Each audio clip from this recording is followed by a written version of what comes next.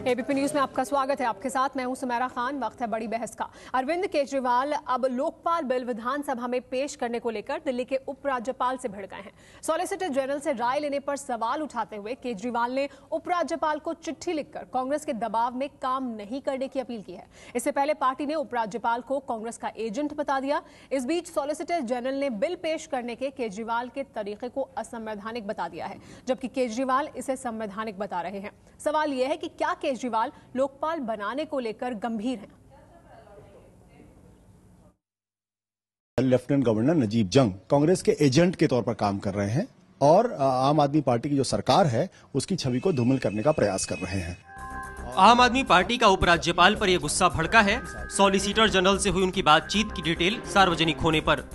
Lokpal bill cabinet से पास करके सीधे विधानसभा में पेश करने पर केजरीवाल अड़े हैं। कांग्रेस के दबाव में फैसला न लेने की अपील करते हुए केजरीवाल ने उपराज्यपाल को चिट्ठी लिखकर पूछा है कि आपने बिना बिल की कॉपी पढ़े किस मुद्दे पर सॉलिसिटर जनरल से राय ली। एक सॉलिसिटर जनरल साहब हैं, वो कह रहे हैं, दिल्ली के लेफ्टिनेंट गवर्नर कह रहे हैं, ये बीजेपी वाले कह रहे हैं, ये कांग्रेस वाले कह रहे हैं कि भाई भ्रष्टाचारियों को जेल मत भेजो। आम आदमी पार्टी का लोकपाल बिल गैर संवैधानिक है। उपराज्यपाल ने सॉलिसिटर जनरल मोहन परासरण से राज्य सरकार के प्रस्ताव की संवैधानिकता पर सलाह मांगी थी। We have only given an opinion based on the constitutional position. Therefore, it is for the government, the governor to consider that and possibly act as he thinks fit. No. बताया जा रहा है कि सॉलिसिटर जनरल ने सलाह दी है कि चूंकि संसद में पारित लोकपाल और लोकायुक्त विधेयक प्रभाव में है, इसलिए दिल्ली के लोकपाल बिल को राष्ट्रपति की मंजूरी जरूरी होगी। जानकार भी इसे संविधान के खिलाफ मान रहे हैं। अगर केंद्र में संसद और दिल्ली की विधानसभा दोनों कानून बनाते हैं राज्य सूची के विषयों पर, तो जो संसद का कानून है वो प्रिवेल करेगा, दिल्ली की असेंबली का कानून प्रिवेल नहीं करेगा। लेकिन केजरीवाल सरकार का दावा है कि उन्होंने भी जाने माने वकीलों और एक पूर्व जज से राय ली है और बिल को विधानसभा में पेश किया जा सकता है।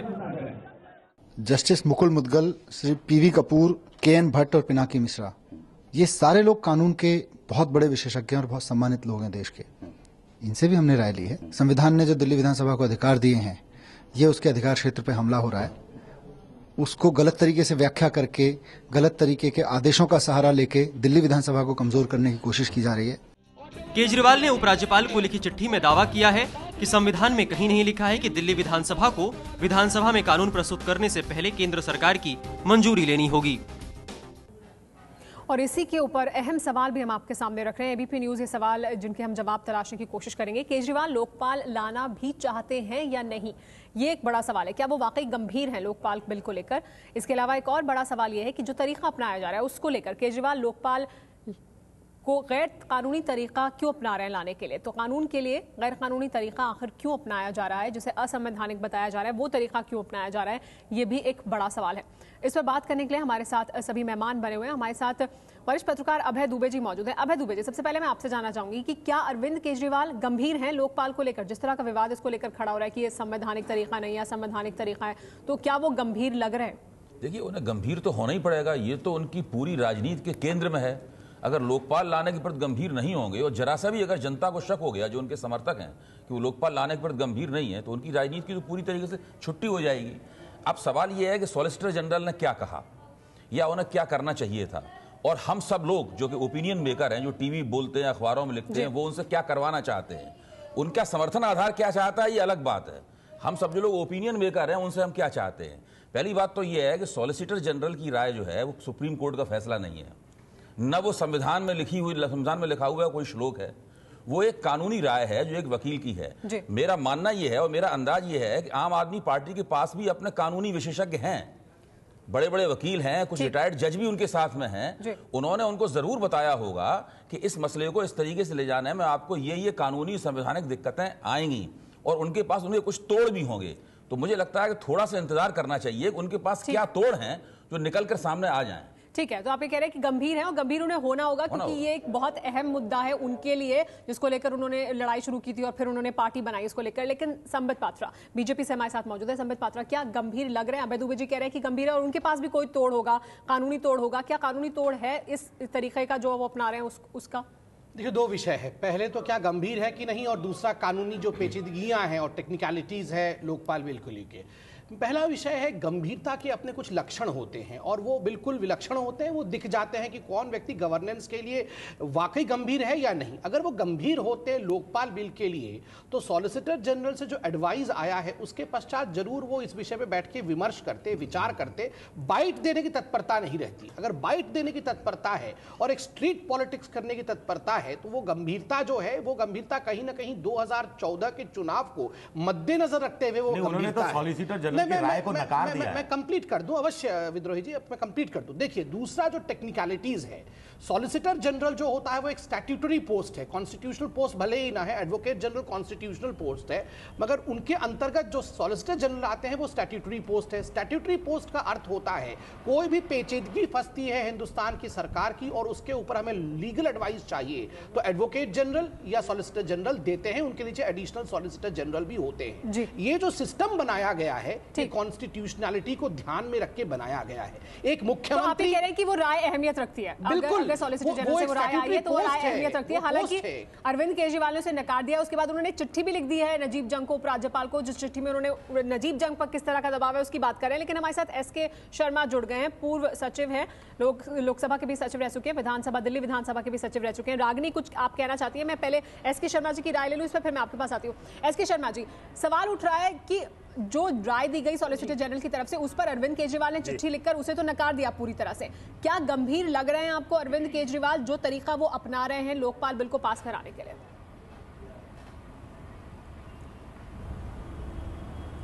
देखिए, शुरू से ही जो तरीका अपनाया जा रहा है वो विधिवत तरीका नहीं है। सबसे पहले तो जब डिपार्टमेंट ने ये बिल बनाया उसको ये बिल उपराज्यपाल को भेजना चाहिए था। डिपार्टमेंट ने उपराज्यपाल की रिकमेंडेशन के लिए नहीं भेजा। बिल कैबिनेट में लाने से पहले उपराज्यपाल को दिखाना चाहिए था, बिल नहीं दिखाया गया। कैबिनेट ने पास कर दिया, बिल उपराज्यपाल को जाना चाहिए था रिकमेंडेशन के लिए, वो नहीं आया। अब बिना उपराज्यपाल की रिकमेंडेशन के वो विधानसभा में लाना चाह रहे हैं। लेकिन एसके शर्मा जी वो ये कह रहे हैं कि संविधान में ऐसा नहीं लिखा है। एसके शर्मा जी, अरविंद केजरीवाल ये कह रहे हैं कि संविधान में ऐसा नहीं लिखा। ये गृह मंत्रालय ने ये आदेश जारी किए थे 2000 में, शायद ये, अगर मुझे तारीख से याद है, और वो संविधान से ऊपर नहीं है गृह मंत्रालय, इसलिए हम नहीं मान रहे उसको।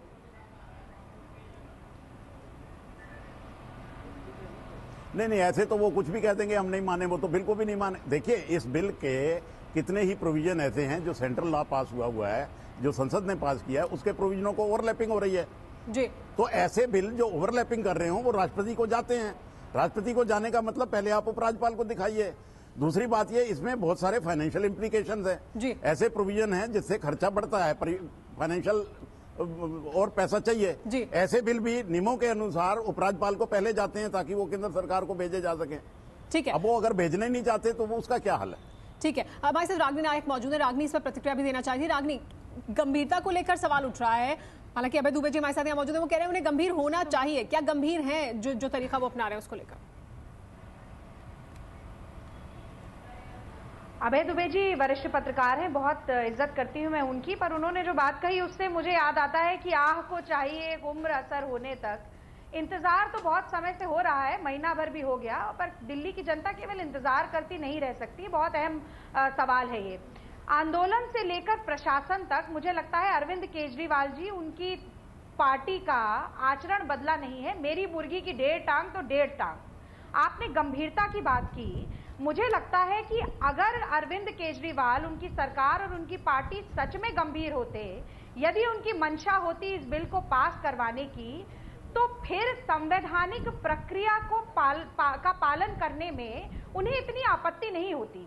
ठीक, मैं जानना चाहती हूं आम आदमी पार्टी के किसी प्रतिनिधित्व करने वाले व्यक्ति से कि आखिर आपत्ति क्या है, क्यों नहीं चाहते वो केंद्र सरकार को भेजना या उपराज्यपाल को भेजना, या जैसा कि अभी आपके विशेषज्ञ ने भी बताया कि कई बार जो केंद्रीय बिल है उसकी परिधि से बाहर होता है तो राष्ट्रपति के साथ भी रायशुमारी करनी पड़ती है, और रायशुमारी तो पार्टी करती ही रही है। ठीक है, तो आप कह रहे हैं कि गंभीर नहीं है। टेक्निकलिटी पे एक बात जोड़ना चाहूंगी कि एनसीटी एक्ट, एक मिनट सुमेरा जी, एनसीटी एक्ट जो है दिल्ली का, उसकी धारा 239 जो है उसमें ट्रांजैक्शन ऑफ बिजनेस रूल्स हैं जो कि स्पष्ट रूप से कहते हैं कि दिल्ली विधानसभा में पारित किया जाने वाला बिल जो है वो केंद्र सरकार के पास जाएगा। कृपया करके आम आदमी पार्टी और उनकी सरकार जो है वो उसको भी एक बार पढ़ ले। लेकिन विजय, इसमें एक और एनसीटी एक्ट नहीं है, वो कॉन्स्टिट्यूशनल एक्ट है। जी हाँ, और लेकिन विजय, इसमें एक सवाल ये भी कि अरविंद केजरीवाल ये कह रहे हैं, उन्होंने अपनी चिट्ठी में भी लिखा है कि हम बिल पास कराने के बाद राष्ट्रपति के पास भेज देंगे उसे, जो केंद्र के विरोध में है, जो धाराएं उनके बिल की अगर होंगी तो हम बाद में उसे राष्ट्रपति के पास मंजूरी के लिए भेज देंगे। तो क्या ये तरीका वो नहीं अपना सकते? नहीं, यही तो लगता है कि इसमें राजनीति हो रही है। उनको भी लग रहा होगा कि इसमें कुछ ऐसी चीजें हैं जो केंद्रीय का जो कानून बना है लोकपाल का, उसके दायरे से बाहर है, या कुछ ऐसी चीजें जोड़ दी गई हैं जो लोकपाल के दायरे में आती हैं और लोकायुक्त के दायरे में वो नहीं आ सकती हैं, या चूंकि इसमें फाइनेंस बिल की चीजें इन्वॉल्व हैं, इसलिए इसको केंद्र के वित्त मंत्रालय से मंजूरी दिलाना जैसे जरूरी होगा। उनको राजनीति अगर करनी है तो ठीक है, आप बिल यहाँ विधानसभा में रखिए, पास कराइए, राष्ट्रपति को भेज दीजिए। राष्ट्रपति उस पर वैसे तो साइन करेंगे नहीं, राष्ट्रपति उसको फिर राय लेंगे केंद्रीय गृह मंत्रालय की, और फिर वहीं अटक जाएगा, और फिर जोर शोर से कह सकेंगे कि हमने तो अपना काम कर दिया, देखिए और कोई क्या ये कहना कि हमने अपना काम कर दिया? देखिए, ये राजनीतिक शक्तियों पर ये आरोप लगाना कि वो राजनीति कर रहे हैं कुछ अजीब सही है। उनका काम ही राजनीति करना है, वो हर तरह से राजनीति करेंगे, चाहे वो संवैधानिक जरिए से करें, चाहे वो वोट के जरिए से करें, चाहे वो बिल लाने न लाने, दिखाने न दिखाने के जरिए करें, उनका तो काम ही पॉलिटिक्स करना है। मेरा कहना है कि जो कांग्रेस, बीजेपी और कम्युनिस्ट पार्टियों का जो पॉलिटिकल फ्रेमवर्क है, आम आदमी पार्टी उससे अलग तरह की पार्टी है। उसके सारे तौर तरीके, काम करने के सारे हथकंडे, सारी युक्तियां उससे भिन्न तरह की हैं। इसलिए उसका विश्लेषण भी राजनीति कर रहे हैं, बिल्कुल करेंगे, हर एक पे करनी चाहिए राजनीति है। मैं तो इसके पक्ष में हूं जो ये कहता है कि हम राजनीति नहीं कर रहे हैं, वो दरअसल वो भी एक राजनीति है। राजनीति उन्हें हर चीज पे करनी चाहिए और राजनीति का काम ही ये होता है। तो उनकी सारी युक्तियां अलग तरह की हैं, उसका अलग तरीके से विश्लेषण होना चाहिए। विश्लेषण ये है मेरी निगाह में कि अभी तक जो पार्टियां संविधान के मुताबिक काम करती रहीं, अभी तक जो पार्टियां लिखी हुई परंपराएं या अलिखित परंपराओं और रिवाजों के मुताबिक काम करती रहीं, उनके काम का क्या नतीजा निकला वो हम लोगों के सामने है। अब ये एक पार्टी है जो भिन्न तरीके से काम कर रही है, हम आलोचना करने के लिए स्वतंत्र हैं, जो तरीका है उसके विरोध में जाकर काम करेगी, तो फिर इसी वजह से सवाल उठता है। उस पर बात करेंगे। हमारे साथ मेहमान बने हुए, हमारे साथ बीजेपी से संबित पात्रा जी मौजूद हैं। संबित पात्रा जी, अभी जो बात हो रही थी इस मुद्दे पर वो ये कि वो एक नया तरीका अपना रहे हैं, वो अपनी बात को लेकर लेकिन गंभीर है, यानी लोकपाल को लेकर वो गंभीर है। तो गंभीर है क्या वो, भले ही एक नया तरीका अपना रहे हैं उसको लाने का? देखिए, एक बहुत महत्वपूर्ण विषय है। आपको ध्यान होगा अरविंद केजरीवाल आज अगर जिस पोजीशन में आए हैं, आम आदमी पार्टी जो बनी है वो अन्ना जी के लोकपाल आंदोलन के कारण ही बनी है। और अन्ना जी के लोकपाल आंदोलन में जिस प्रकार का एक भीड़ उमड़ा था, जो जज्बात बना था, वो अपने आप में एक एनकैसिंग मूवमेंट था आम आदमी पार्टी के लिए। मुझे लगता है अरविंद केजरीवाल जी उसी को इनएक्शन करना चाहते हैं, उसी धरना को एक बड़े साइट में इनैक्ट करना चाहते हैं, क्योंकि सरकार बनने के बाद साधारणतः इतने बड़े धरना को अंजाम देना संभव नहीं होता है। कुछ दिन पहले उन्होंने रेल भवन के सामने धरना करने की कोशिश की, वो उल्टा ही पड़ गया, और जिन उपराज्यपाल महोदय को आज वो गाली दे रहे हैं और एजेंट कह रहे हैं, उन्होंने ही ऑलिव लीव ऑफर किया था, इनको बचाया था। तो एक तरह से वो चाहते हैं कि उसी प्रकार का एक जो है माहौल बनाया जाए और वो सबको फिर चोर चोर वहीं से मन से कहना शुरू कर दे। ये जो है गंभीरता इस डायरेक्शन में है। बट दो टेक्निकल विषय जानना बहुत जरूरी है डिबेट को पर्सपेक्टिव देने के लिए। अगर नजीब जंग साहब ने ये पूछा है सॉलिसिटर जनरल से कि आप ये बताइए, दिल्ली पुलिस और डीडीए जिसके विषय में इस बिल में एम्बिट मिलाने की बात हो रही है, क्या सरकार ला सकती है या नहीं, ये एक बहुत इंपॉर्टेंट क्वेश्चन है। दूसरा है कंसोलिडेटेड फंड का इस्तेमाल होगा इस बिल के माध्यम से, क्योंकि पैसे खर्च होंगे, और जब भी कंसोलिडेटेड फंड का इस्तेमाल होता है, दिल्ली पुलिस या डीडीए का विषय होता है, बिना प्रेसिडेंशियल सैंक्शन के हो नहीं सकता है। ये बहुत महत्वपूर्ण। तीसरा एक विषय छोटा सा, पहले राष्ट्रपति की सहमति चाहिए। बिल्कुल, सैंक्शन के बिना नहीं हो सकता है। कि हम बाद में ले लेंगे सहमति। नहीं, बाद में तो any bill has to go to him. कोई भी बिल प्रेसिडेंट के साइन के बिना वो लॉ नहीं बनता है, ठीक है, वो बिल रहता है। शर्मा जी इस पर प्रतिक्रिया देना चाहते हैं, एसके शर्मा साहब। जी शर्मा जी। मैं सबसे पहले ये बताना चाहता हूं कि दिल्ली की व्यवस्था क्या है वो इनको समझना बहुत जरूरी है। दिल्ली पूर्ण राज्य नहीं है। देश में आज की तारीख में संविधान के अनुसार देश में 7 केंद्रीय शासित प्रदेश हैं, जिनमें 2 प्रदेश ऐसे हैं जिनको एक विधानसभा और एक मंत्रिपरिषद यानी मुख्यमंत्री दे दिया गया है, और वो 2 प्रदेश हैं पांडिचेरी और दिल्ली। अब ये पूर्ण राज्य नहीं है, ये आधा राज्य है, और इनको ये मंत्रिपरिषद और ये कंसेशन दी गई है क्योंकि दिल्ली की स्थिति अलग है। दिल्ली भारत की राजधानी है और सेंट्रल गवर्नमेंट इस पर अपना कंट्रोल चाहती है। अब उसकी अपनी कुछ लिमिटेशंस हैं, सीमाएं हैं। जितनी भी यूनियन टेरिटरीज होती हैं उसको हिंदी में कहते हैं केंद्र शासित प्रदेश। उसको और खुलासा करूं तो इसका मतलब ये होता है ऐसे प्रदेश जिनका शासन केंद्र से चलेगा, राष्ट्रपति के नाम से चलेगा, और राष्ट्रपति के नुमाइंदे हैं लेफ्टिनेंट गवर्नर। तो यहां पर कुल मिला के राष्ट्रपति लेफ्टिनेंट गवर्नर हो गए आज की तारीख में। तो उनको हर स्टेप पर कॉन्फिडेंस में, विश्वास में लेना आवश्यक है। आप बिल बनाते हैं तो उन्हें नहीं बताते, आप बिल क्लियर होता है तो नहीं बताते, कैबिनेट में मीटिंग होकर क्लियर करते हैं तो नहीं बताते।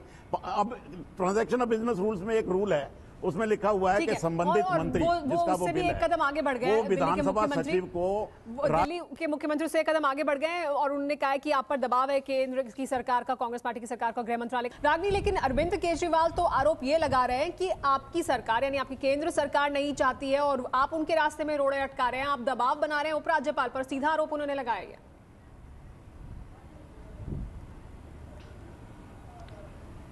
देखिए, केंद्र सरकार चाहती है या नहीं चाहती है ये बिल पास हो, ये तो पता चल ही जाएगा अगर केंद्र सरकार से राय मांगी जाए इस बिल पर, अगर इसे भेजा जाए रायशुमारी के लिए, जो कि हो ही नहीं रहा है।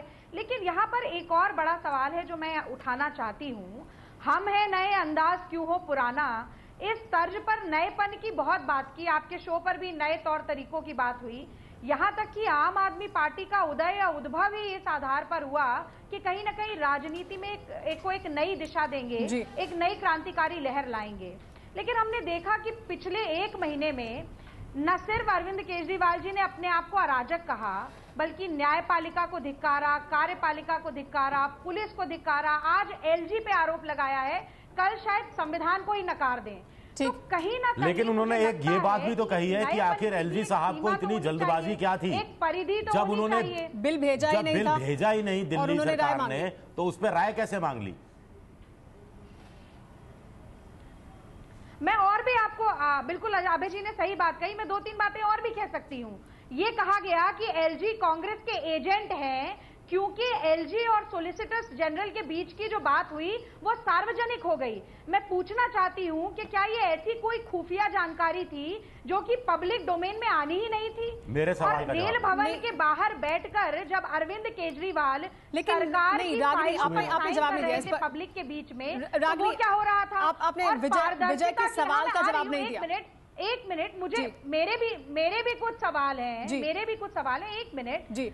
कहीं ना कहीं right to information act, RTI के बहुत बड़े एक्टिविस्ट रहे हैं। एक देव आशीष भट्टाचार्य नाम के व्यक्ति हैं जो कि सरकार से कुछ जानकारी लेने के लिए 2 बार एप्लीकेशन लगा चुके हैं। आज हिंदुस्तान टाइम्स में लीक स्टोरी भी है इसके ऊपर।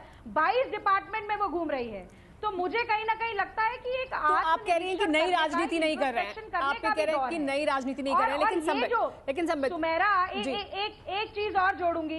अभी 2 दिन पहले एक बात जोड़ना चाहती हूँ। 2 दिन पहले ये जो एफआईआर दर्ज करने की बात मनीष सिसोदिया जी के ऑफिस से लीक हुई, 20 पन्ने का नोट जो मीडिया के पास आया, वो कहां से आया? ठीक है, वो किसने लीक कराया? चलिए ठीक है, बड़े सवाल हैं और ऐसे गंभीर मसले पर जिसकी वजह से आपका संबित इसमें प्रतिक्रिया देना चाहते हैं संबित पात्रा। लेकिन देखिए, पहले तो मैं विजय जी के प्रश्न का उत्तर दूं। जो कॉन्स्टिट्यूशनल पोस्ट एलजी का होता है उसका प्रथम दायित्व होता है टू अवर्ट कॉन्स्टिट्यूशनल क्राइसिस। कोई भी कॉन्स्टिट्यूशनल क्राइसिस होने से पहले ही उस क्राइसिस को संभाल लेना एलजी का दायित्व होता है। लेकिन बिल उनके पास नहीं गया, उसके पहले उन्होंने राय ली, ये सवाल उठा रहे हैं। उत्तर दे रहा हूं। 16 तारीख को बिल पारित हो जाएगा ऐसी घोषणा पूरे दिल्ली में है। हिंदुस्तान जानता है इस विषय को, खुद मुख्यमंत्री के सुमुख से यह विषय गया हुआ है। तो स्वाभाविक रूप से 16 तारीख को यदि कॉन्स्टिट्यूशनल क्राइसिस होने वाला है, उससे पहले ही उसको अवॉइड किया जाना ये एलजी का दायित्व है, पहला विषय। मगर जो कैकोफोनी आज चल रहा है आम आदमी पार्टी के काम करने के तरीके को लेकर, मुझे एक बहुत अच्छा विषय याद आ रहा है। तू काम न कर, काम का फिक्र कर और फिक्र का जिक्र कर। केवल फिक्र का जिक्र कर करके जिस प्रकार ये फ्री एयर स्पेस बटोर रही है, ये आज देख ले। मगर एक सेकंड, रागिनी जी से भी मैं कुछ पूछ लूं। इतना कुछ खराब हो रहा है फिर भी सपोर्ट जारी है, ये क्यों हो रहा है? मैं बता दूं, उत्तर मैं ही देता हूं जी। कांग्रेस पार्टी सोच रही थी कि ये टेस्ट मैच चल रहा है, पूरा टेस्ट मैच खेला जाएगा, मोदी जी के रात को रुक जाएगा, बाद में जो है चौके छक्के मार के अरविंद केजरीवाल को निकाला जाएगा। अब रियलाइज हो रहा है कि T20 मैच चल रहा है और 15वां ओवर निकल चुका है, 5 ओवर बचा हुआ है, ये हारने वाले हैं। अब इनको ये रियलाइज हो रहा है। 2004 में भी इंडिया शाइनिंग के तहत आप बड़े खुश हो गए थे कि जीत हो जाएगी। 2009 हम में भी कॉन्फिडेंट आपने हैं, किया। ओवर कॉन्फिडेंट अब अपने बिल्कुल नहीं है। हम मोदी के बिल्कुल रथ को जानते हैं पूरी क्या तरह होने लगा वाला दिया है। हिंदुस्तान चलिए, जानता ठीक है। है। कीजिए, देश की जनता पर विश्वास कीजिए, थोड़ा समय दीजिए, देखेंगे ऊंट किस करवट चलिए विषय पे बैठेगा। आ जाते चलिए ठीक है, हैं। वापस विषय पर आते हैं। लेकिन अभय जी, आप बात कर रहे थे कि नई तरह की राजनीति कर रहे हैं, इस वजह से नए तरीके अपना रहे हैं, इसीलिए इस बिल को इस तरीके से ला रहे हैं कि पहले विधानसभा में रखेंगे और वो कह रहे हैं कि ये संविधान और के इस खिलाफ नहीं राजनीति है। का हासिल क्या है? लेकिन हमारे बाकी मेहमानों का कहना है कि ये नई राजनीति नहीं है, वो सिर्फ काम करने की फिक्र कर रहे हैं और फिक्र का जिक्र कर रहे हैं। देखिए, मैं कोशिश करता हूं कि इस पूरी स्थिति की व्याख्या कर सकूं। देखिए, अरविंद केजरीवाल की रणनीति पहले दिन से ये रही है कि सरकार में आते ही दिल्ली को एक बहुत बड़े कॉन्फ्लिक्ट जोन में बदल दिया जाए, और वो कॉन्फ्लिक्ट हर स्तर पर हो, वो जमीनी स्तर पर हो, वो प्रशासन के स्तर पर हो, वो न्यायपालिका के स्तर पर हो, हर स्तर पर, राजनीति के स्तर पर वो कॉन्फ्लिक्ट हो। और देखिए, उस काम में वो कामयाब हैं। 8 दिसंबर को दिल्ली के चुनावी नतीजे आए थे, उसके बाद उन्होंने रेफरेंडम किया, वो सरकार में आए और उन्होंने दिल्ली को एक बहुत बड़े, अब ये कॉन्फ्लिक्ट जोन में बदलने का हासिल क्या हुआ, जैसा कि विजय ने पूछा जी। हासिल ये है कि अभी तक सब चीजें धीमी गति से चलती रहती थी, सब चीजें स्थिर थी, कोई नई ओपनिंग राजनीति में नहीं हो रही थी। इन लोगों ने जो कॉन्फ्लिक्ट जोन में बदला है, इससे पूरे सिस्टम में रेडिकल रिफॉर्म होने की एक इच्छा पैदा होगी। अगर आपको अरविंद केजरीवाल और आम आदमी पार्टी ऐसी स्थितियों के उदय को रोकना है, लेकिन अगर आप चाहते हैं कि राजनीति संविधान परक तरीकों से हो, तो आपको सिस्टम में बड़े पैमाने पर व्यापक और गहन सुधार करने होंगे, जो पिछले 30 साल से नहीं हुए हैं। लेकिन अबे जी, इसमें क्या नया है उनकी राजनीति में, जहां वो ये हासिल करना चाह रहे हैं कि हम ये दिखा दें लोगों को कि हमने लोकपाल बिल पास कर दिया, चाहे भले ही वो आ पाए या ना। जन लोकपाल विधेयक को इस नए तरीके से, विद्रोही तरीके से लाने का तरीका तो एक लक्षण है उसका। ये मैं कह रहा हूं कि जब बार बार इस तरह के काम होंगे, एक चुनी हुई सरकार जो हटाना भी उसको मुश्किल हो रहा है, जो खुद हटने को तैयार नहीं है, उसको मजबूरी में समर्थन भी दिया जा रहा है, जो उसे हटाना चाहते हैं उसकी टांग खींच के हटा भी नहीं पा रहे हैं, एक गतिरोध बना हुआ है। अगर ऐसे गतिरोधों से आपको बचना है, तो जो स्थायी बड़ी राष्ट्रीय पार्टियां हैं, उन्हें भारत की लोकतांत्रिक प्रणाली में सुधार करना पड़ेंगे, वरना इस तरह की शक्तियां बार बार पैदा होंगी और आपको इसी तरह बार बार तंग करेंगी। विजय, लेकिन जो एक और अहम बात कह रहे हैं अभय दुबे जी, उस पर मैं आपकी राय चाहूंगी कि ये जो पूरा मामला है, उसमें फिर क्या ये नतीजा निकल रहा है कि वो पूरे सिस्टम को बदलना चाहते हैं, इसलिए कॉन्फ्लिक्ट जोन में बदला है, भले ही फिर लोकपाल आए ना आए, वो अमली जामा उसको पहना पाए या ना पहना पाए, एक बड़ा संदेश वो दे रहा है, क्या ऐसा है? अगर कॉन्फ्लिक्ट जोन में बदला है तो फिर सवाल उठता है कि फिर वो नकारात्मक तरह की राजनीति है, सकारात्मक राजनीति है, और किसके सकारात्मक? अपनी पार्टी विशेष को सियासी लाभ मिले, या उस सिस्टम बदलने का पूरी देश की जनता को या दिल्ली की जनता को उसका फायदा मिले? एक सवाल ये उठता है। दूसरा सवाल ये है कि हम बार बार कह रहे हैं कि अब बाकी चीजें छोड़ दी जाए, कम से कम ये जन लोकपाल वाला जो विधेयक वाला मुद्दा है, ये तो शुद्ध रूप से वो भी जानते हैं कि उसमें वो सिर्फ सियासत और सिर्फ सियासत कर रहे हैं। ठीक है, एसके शर्मा जी, आपकी मैं राय यहाँ पर लेना चाहूंगी। क्या जो तरीका वो अपना रहे हैं, क्या वो सिर्फ सियासत है, या उसमें उनके पास भी कुछ विधि विशेषज्ञ होंगे जो उनको कुछ तरीका बता रहे हैं? मैं विजय विद्रोही जी की नहीं, इनके पास सिर्फ वो जो ट्विटर फेसबुक इस टाइप के लोग हैं, ना तो इनके पास कोई संविधान विशेषज्ञ है और ना इनके पास कोई ऐसा विशेषज्ञ है जिसको संसदीय प्रणाली का ज्ञान हो। मैंने लोकसभा में भी और विधानसभा में भी 10-12 साल बैठ के देख लिया। एक तरीका है, संविधान के कुछ नॉर्म्स बने हुए हैं, या तो आप उनको बदलिए, उस तरीके से चलिए, या जो सिस्टम बना हुआ है उसी तरीके से चलना पड़ेगा। एक अफसरों को, अधिकारियों को, ब्यूरोक्रेट्स को, उनको तो संविधान का ही पालन करना है। अब एक विधानसभा का सचिव इस आइटम को एजेंडे पे कैसे लगा देगा, मुझे समझ में नहीं आ रहा है। ठीक, जिसके पास सिफारिश ही नहीं आई अभी लगाने की, वो एजेंडा में कैसे लगाएगा इसको? लेकिन आप उसका गर्दन पकड़ रहे हैं कि नहीं लगाओ, ये क्या लगा देगा? ठीक है, आगे बढ़ने से पहले पक्ष और विपक्ष में क्या तर्क अभी तक सामने आए वो बता दें। एसके शर्मा, पूर्व सेक्रेटरी, उनका ये कहना है कि बिल को उपराज्यपाल के पास भेजना चाहिए था, बल्कि कई बातें केंद्र के लोकपाल बिल से मेल नहीं खाती हैं। रागिनी नायक कांग्रेस पार्टी से हमारे साथ हैं, उनका ये कहना है कि केजरीवाल बिल को लेकर गंभीर नहीं है, संविधान के मुताबिक दिल्ली के बिल के लिए केंद्र की मंजूरी जरूरी है। इसके अलावा हमारे साथ मौजूद है संबित पात्रा बीजेपी से, उनका यह कहना है कि केजरीवाल सड़क की राजनीति कर रहे हैं, बिल को लेकर अगर गंभीर होते तो कानून के मुताबिक काम करते। अभय दुबे हमारे साथ मौजूद है, वरिष्ठ पत्रकार, एक्सपर्ट के तौर पर, उनका यह कहना है कि केजरीवाल को हर हाल में बिल पास कराना होगा, दिल्ली में लोकपाल नहीं बना पाए तो उनकी राजनीति खत्म हो जाएगी। इस मुद्दे पर हम बात कर रहे हैं, लेकिन आगे बढ़े उससे पहले इरफान का कार्टून आज के इस मुद्दे पर क्या उन्होंने बनाया, आइए वो देख लेते हैं। इरफान का कार्टून चले आगे देखेंगे, चर्चा को एक बार फिर शुरू करते हैं। हमारे साथ सभी मेहमान बने हुए हैं। समत पात्रा, मेरा आपसे सवाल, जो बात हो रही है यहाँ पर कि अलग तरह की राजनीति कर रहे हैं, जो सेट तरीके हैं, किस तरह से आगे बढ़ना है, बिल को लेकर जाना है, उससे अलग बात कर रहे हैं, तो ठीक है, राजनीति करने का उन्हें अधिकार है, वो अपने जो उनका जनाधार है उसे वो संदेश देना चाहते हैं कि वो लोकपाल बिल को लेकर गंभीर हैं। देखिए, अलग बात करना ये अपने आप में एक अच्छी बात है, मगर केवल अलग बात करना और गवर्नेंस नहीं करना ये दुखद घटना है। और मैं बार बार जब ऐसा प्रश्न पूछा जाता है, मैं अरुण जेटली जी के ब्लॉग से एक लाइन जरूर चुराता हूं और at the cost of repetition मैं उसे बोलूंगा कि substantiative governance can never be substituted by unconventional style of functioning. जो गवर्नेंस होता है वो कोर्ट मुद्दा होता है। दूसरा महत्वपूर्ण विषय है, अभी अभय जी बोल रहे थे कि कॉन्फ्लिक्ट जोन में, एक वॉर जोन में बदल रहा है दिल्ली और ये बहुत अच्छा रहेगा राजनीति के लिए। तो मुझे लगता है कॉन्फ्लिक्ट जोन में बदलना तभी उपयुक्त रहेगा जब आपके पास हर सिस्टम के लिए एक अल्टरनेटिव मौजूद हो। जब अल्टरनेटिव नहीं है, आपने कोई मॉडल विकसित तो कॉन्फ्लिक्ट बनेगा तो फिर अल्टरनेटिव भी सामने आएगा। नहीं, ये बहुत समझने की आवश्यकता है सुमेरा जी। देखिए, आपके पास पहले मॉडल होना चाहिए। तो लोकपाल को लेकर कितने साल गुजर गए थे, कोई गंभीर नहीं था। अब आखिरकार केंद्र सरकार ने, चाहे किसी भी तरह का लोकपाल हो, लेकिन एक लोकपाल पास किया, दबाव आया तो नहीं। देखिए, लोकपाल को लेकर गंभीरता आप देखिए, मुरारजी देसाई के समय से वो लोकपाल के नाम से नहीं, किसी और नाम से चला आ रहा था। लेकिन मगर ये देखिए, लेकिन नहीं हो पाया ना। लेकिन एक और बात जो आपने उठाई, उस पर अभय दुबे जी की मैं प्रतिक्रिया चाहूंगी कि गवर्नेंस जरूरी है, वो नहीं हो रही है। गवर्नेंस का शब्द जो बार बार जिसको संबित ने भी इस्तेमाल किया और सब लोग फैशन की तरह आजकल इस्तेमाल करते हैं, ये आया कहां से है जरा मैं ये बता दूं। 70 और 80 के दशक की शुरुआत में गवर्नेंस शब्द था ही नहीं डिक्शनरी में, कोई शब्द होता ही नहीं था इस नाम का, ना राजनीतिक डिस्कोर्स में था ना कहीं था। ये विश्व बैंक और IMF की फैक्ट्री में ये पूरा फिक्रा बनाया गया और उसे अनसस्पेक्टिंग किस्म की जो सरकारें थी तीसरी दुनिया की देशों को, उनको थमा दिया गया।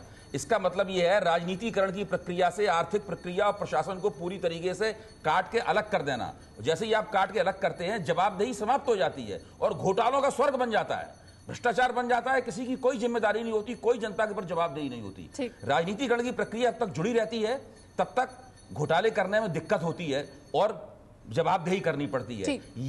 ये पूरा आम आदमी पार्टी का जो प्रयोग है वो यही दोबारा स्थापित करना चाहता है कि पॉलिटिसाइजेशन की प्रक्रिया बहुत जरूरी है, भले ही दूसरे काम थोड़ी धीमी गति से हों। ठीक है, रागिनी इस पर प्रतिक्रिया देना चाहते हैं। जी रागिनी। शब्दों की व्याख्या के मायाजाल में बहुत जितना ज्यादा फंसते जाएंगे, उनसे बाहर निकलकर मुद्दों पर बात करना उतना ज्यादा मुश्किल हो जाएगा। हम गवर्नेंस कहें या सुशासन कहें, जो शब्द मुझे लगता है अरविंद केजरीवाल ने खुद भी इस्तेमाल किया जब वो चुनाव के लिए कैंपेन कर रहे थे। अंततः बात यह है कि सही नीति के लिए उसके पीछे साफ नियत भी बहुत जरूरी है। ठीक बात, और मुझे लगता है अंतिम मसला यही हो जाता है कि जो वायदे किए, क्या वो केवल एक पुष्टिकरण की राजनीति थी, जनता से वाहवाही लूटने की राजनीति थी, लोकसभा को केंद्र बिंदु बनाकर उसी पर निगाहें और निशाना साधने की राजनीति है, या सच में जनमुखी काम ये सरकार करने के लिए सक्षम है? मैं ये भी नहीं कह रही कि वो उन्होंने वायदे किए या करना चाहते हैं कि नहीं। इंटेंशन अलग चीज है, but until and unless that intention is implemented nothing is changed. तो वो उसको क्रियान्वित भी तो कभी ना कभी करना ही पड़ेगा। लेकिन आप देखिए, ये भी मान लेना कि केवल अपरिपक्वता की वजह से अरविंद केजरीवाल नहीं जानते थे कि संवैधानिक विषमताएं आएंगी इस बिल को पास कराने में। मुझे लगता है कि ये बहुत ही एक सरल व्याख्या हो जाएगी। मुझे लगता है ज्यादा ठीक ये रहेगा मानना कि वो जानते थे और उसके बावजूद ये हो रहा है। लेकिन ये सब जानते हुए वो अगर उसको इस तरीके से लेकर आ रहे हैं, विजय 18 में से 16 पॉइंट जो आपने कहा था कि एडमिनिस्ट्रेटिव डिसीजन है, उनमें से 2 पॉइंट और थे जिनके ऊपर ये समस्या आज भी बनी हुई है। जी हाँ। और अंततः बात तो यही है ना सुमेरा, कि आप भेजते क्यों नहीं है केंद्र सरकार के पास या लेकिन अरविंद केजरीवाल का एक अलग तर्क है उसको लेकर, लेकिन अरविंद केजरीवाल का एक अलग तर्क है उसको लेकर विजय। लेकिन वो जो तर्क है वो उस पर एक जो रागिनी जो सवाल उठा रही थी, उसके पीछे नियत क्या है? नियत सिस्टम को बदलने की, जैसे अभय दुबे जी कह रहे हैं, या सिर्फ अपनी राजनीति करने की है? देखिए, फिलहाल तो जो जन लोकपाल वाला मुद्दा उन्होंने जो उठाया है, उसमें मुझे तो साफ साफ लगता है कि अब लोकसभा चुनाव में जाना है, अगले कुछ दिनों बाद आचार संहिता लागू हो जाएगी, उसके बाद आप दिल्ली की जनता के हित के लिए कोई ऐसा बड़ा नीतिगत फैसला नहीं कर सकते। तो लोकसभा चुनाव में एक बड़ा मुद्दा लेकर जाना है, एक बड़ा इश्यू लेकर जाना है, और इसलिए मुझे लगता है सारी कवायद हो रही है। चलिए ठीक है, हम इस चर्चा को यही खत्म करेंगे। इरफान का कार्टून देखते हैं और उसके साथ इस चर्चा को खत्म करते हैं। आप सभी मेहमानों का बहुत बहुत शुक्रिया।